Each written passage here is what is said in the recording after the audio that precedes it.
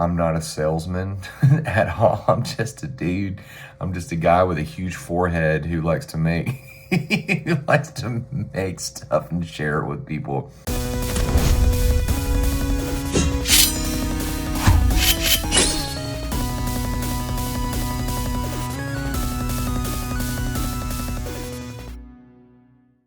What's up, everybody? Good grief, what is up, my boy? What's up, everybody? This is Corey from Gridlock Studios. I am currently on my way to Philadelphia Area Gaming Expo. I'm about 2 hours into my trip or so, somewhere around in there. I have lost my voice. It's trying to come back, so that's why I sound weird. So hopefully you can hear me just fine and it's not too shaky. But yeah, I'm currently on my way. I wanted to go ahead and video some of the trip as well as the rest of the actual convention. So yeah, we're going, baby. We're on our way. 10 hours left. Woo!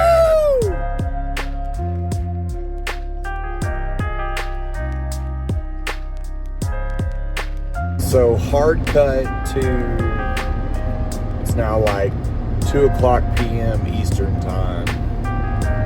And I've been driving for like 7 hours now. I think so, yeah. I'm well over halfway there, and like for the past 100 to 150 miles, I've had no service at all. So I have like no way of getting in contact with anybody. Like, luckily I'm driving my parents' Suburban that has XM radio. It's like at least I have satellite radio or whatever, because I was listening to podcasts, but it's wild. I'm in Virginia right now. That's where I'm currently at, and there is just no service at all. And it is bizarre. Let me tell you, it is bizarre. To be honest with you, I was fine up until now, and I like keep compulsively checking my phone to see if I have service or something. So it kind of just makes you appreciate the modern conveniences that we have now. Yeah, I just wanted to rant about that really quick. It doesn't look very much different from Alabama. Up through here, it's real mountainy and real rocky and hilly and foresty and some other fifth thing. But yeah, here's hoping we get service back. I don't know. Who knows? Can I turn this thing off? I cannot. How crazy. And you can see I've made it to my hotel room. I happen to choose the same day that Verizon chooses to have its like big rolling blackout to travel. But I'm here, I'm in Pennsylvania. I got me some sushi. I'm happy. I got my room kind of going. Ran to Walmart. Got some things, like some drinks and stuff. Yeah, tomorrow I gotta go in and start setting up the booth. But yeah, I made it. I'm alive. And if you see this video, it means I made it back and I'm alive. So yeah, we're here, baby, we're here.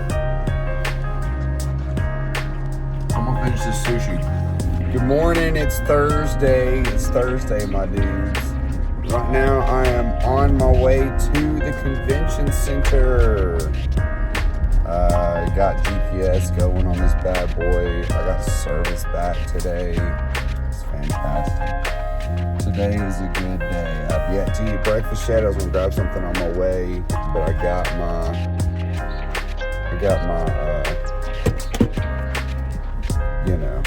my stuff things. You know what I'm saying? My voice is back a little bit today.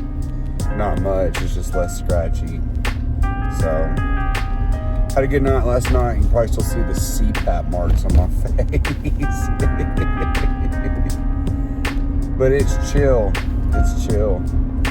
Alright, guys, we'll see you at the convention center. Check it out. So there's your, like, one of your main entrances. And I'm right here. Like, literally right here. There.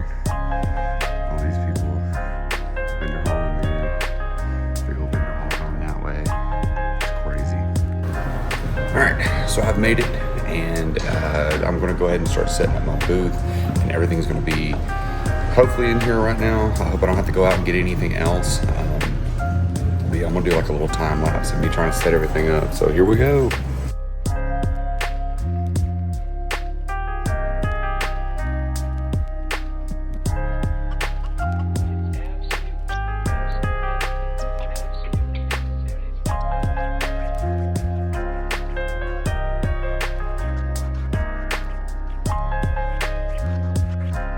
So I got my booth set up, and people are already starting to filter in. So you can see, starting to filter in. And right now, I think there's still like 2.5 hours or so before the actual vendor hall opens up, because everyone's going back that way. It goes, you can kind of see that way. It's actually like play games. So I'm sitting here drinking my divorced dad drink, and I'm halfway made,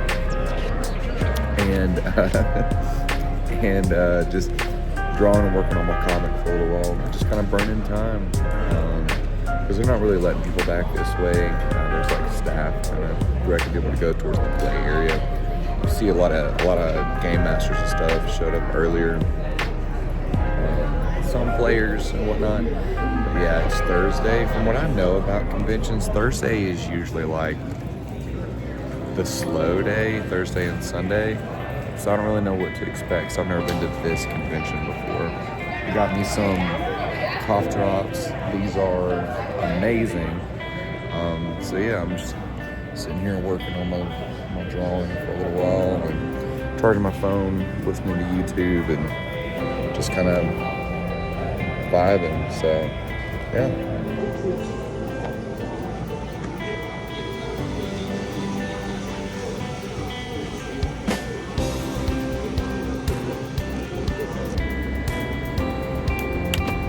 Dang it, we're doing it angled! So the reason why the camera's angled right now is because the phone mount decided it wanted to roll as soon as I began to film. I literally hit record and then it just goes whoop. So you're angled right now. Friday morning. Got a little bit of hotel breakfast to go. Save a little bit of time and money. Finally, traffic's kind of sparse right now compared to yesterday morning.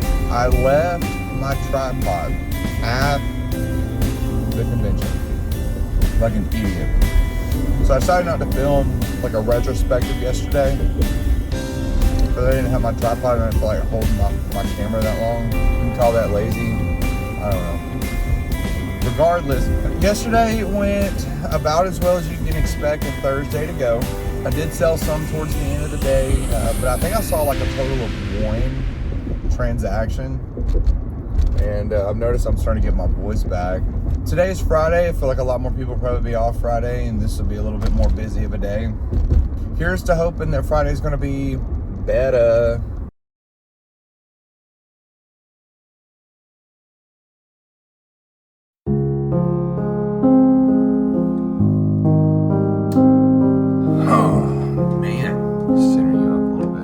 So for you guys, it's going to be like from one scene to the next, but for me, it's actually Saturday night right now.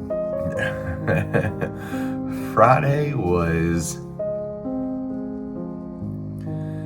one of the days ever. I'm gonna be honest with you, it's probably one of the worst days I've ever had. Some way, somehow, I ended up getting like super sick Friday, and it was definitely some kind of food poisoning type thing, because whenever it all came out, I felt a whole lot better. I ended up throwing up at the convention. I don't know how many people actually noticed it, but I totally did.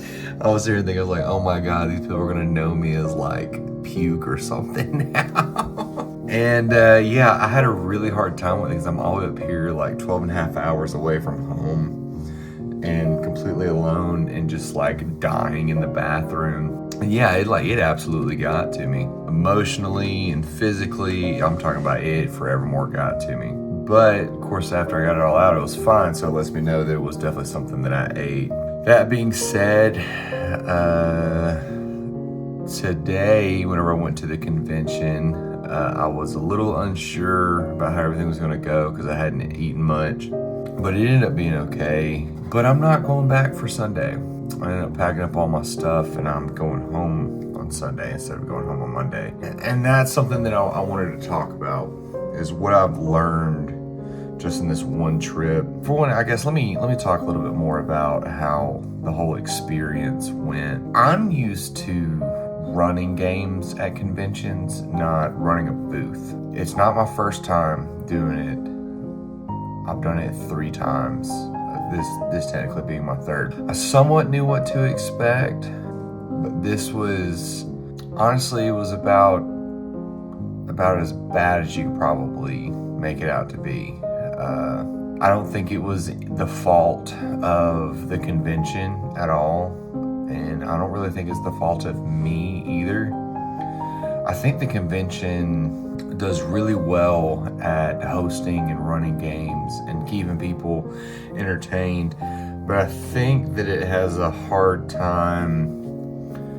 I mean, I'll just be honest with you. I don't think that the convention was ran bad at all. I think it was just I think there's a definite audience at Page, and I definitely think that is not my audience. It really shows you how much that the OSR is absolutely booming. And those of you that don't know what that is, that's old school Renaissance. That is people that take the original Dungeons and Dragons and try to recreate third-party games that go back to the roots of D&D. These are games like OSE, which is old school Essentials, Shadow Dark, Dungeon Crawl Classics. There's a lot of them. I'm talking about a lot of them. And whenever I say that the OSR is booming, I mean it is absolutely booming. That being said, I don't make games for OSR fans, right? And this is definitely an OSR convention. And yeah, I did sell, and I sold a decent bit more today than I have the other 2 days. Did I sell enough to cover my booth cost? I don't think so. Definitely didn't sell enough to cover my travel costs and all that. And this is something that you really have to consider whenever you are doing things like this. Honestly, it's one of the biggest things that you have to consider. A lot of people make a really good living running booths at conventions. And there's definitely an art and a strategy to it. And I don't think that there's anything wrong with it. I definitely think that it's not for me though.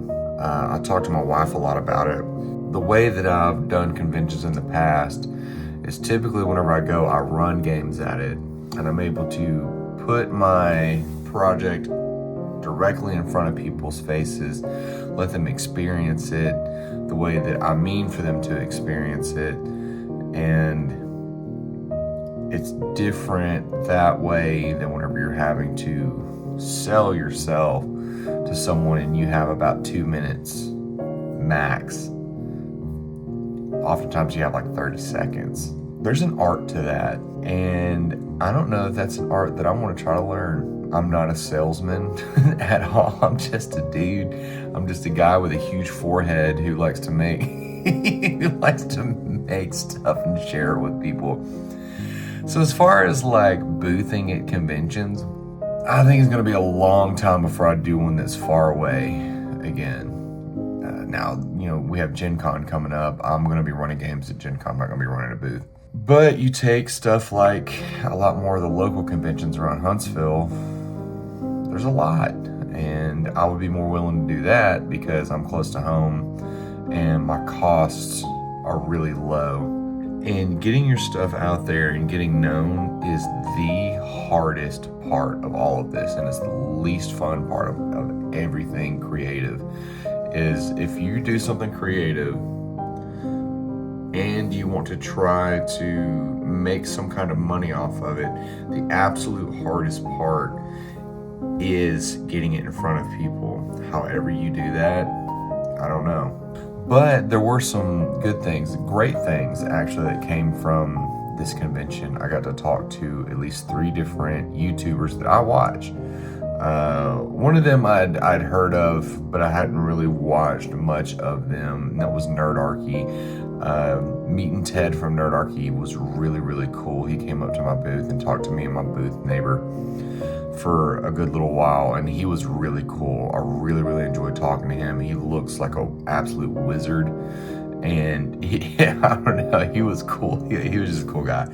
Jordan from Elder Goblin Games. I kept wanting to say Eldon. It's Elder.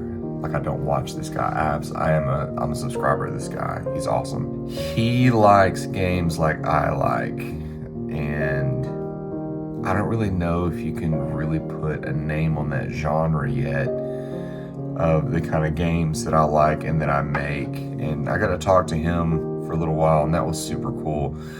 He wasn't used to getting noticed or recognized that much, and so when I was like, "Hey, you're Elder Goblin Games," he was like, you could tell he was taken aback from it. And then I met Steven Glicker from Roll for Combat. And, oh man, I got him so bad. Whenever I saw him, I was like, "Hey, I know you." I was like, "You're from Knights of the Last Call, right?" And you could tell he was just like, "Oh my God." And he goes, "No, Roll for Combat." And I said, "I'm joking, man. I know exactly who you are." And he said that we'll have to tell Derek from Knights of the Last Call that he'll get a real big kick out of that. But the biggest thing is that you can't, if you talk to these kinds of people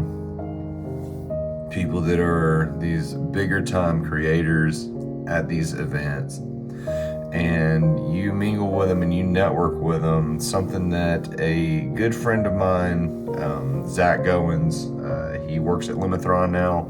They call him Zach the Wise, and he is very much that. He says you have to talk to these people like they're your peers, not your superiors. You have to talk to these people like you're on their same level, or else they're never going to see you as being on their level. Am I on their level? Absolutely not. But you gotta talk to them that way. So I don't know. I guess the biggest quest is finding the right audience and selling to that audience. And I don't think that Paige was it for me. I'll be honest with you. There was a time last night, sitting right here in this hotel room, that I was sitting here thinking, do I even want to do any of this anymore, like anything creative anymore? And I'm talking about, dude, I was in a bad headspace, just being sick up here by myself. It definitely caused me to reflect a whole lot on what I do and how I want to approach it going forward. Definitely, I don't think I'm going to booth at any conventions for a long time unless they're close. I'm talking about like within 2 hours close, and that's a lot. That's like Nashville and Birmingham for me. So there's a lot of conventions like that, and that's as far as tabling. But as far as running games, I think I'm still going to do that, because that's a whole different vibe. Your time at the convention's a whole different convention. You get to meet a lot of creators at stuff like this, and you get to start putting names to faces, or at least faces to names. There was a guy that I met who was in this tabletop Discord that I really enjoy, and he makes Peasantry, and I'm excited to see that game come to fruition. Just hearing him talk about it was just like super cool, and he was wanting to run it for people, and I'm just like, dude, I would much rather be running games right now than sitting behind a booth. But yeah, I was just sitting there thinking, I was like, I would much rather be running games for people than trying to sell to people and let the game kind of speak for itself. And I know that's a really hard way of going about it. But in my opinion, my personal opinion, I have more fun with that. And I can justify the time away from my family and the time away from home that way more. Will that get me in front of a lot of people faster? No, it won't. Is it a longer road? Yes, it is. Is it one that I'm willing to accept? Yes, it is. And that's fine. There's nothing wrong with that. It's all in what you're willing to accept and what you're willing to persevere in. So I guess we'll see. But yeah, tomorrow morning I head home. And for me, this weekend was a bust. They can't all be winners. And I'm going to not be afraid to show my losses. And so this is one of them. So whose fault is that? I think it's a multifaceted problem. Or multifaceted fault, if that makes sense. So, that being said, I'm going to go shower and go to bed. So good night, everybody. We'll see you in the next video.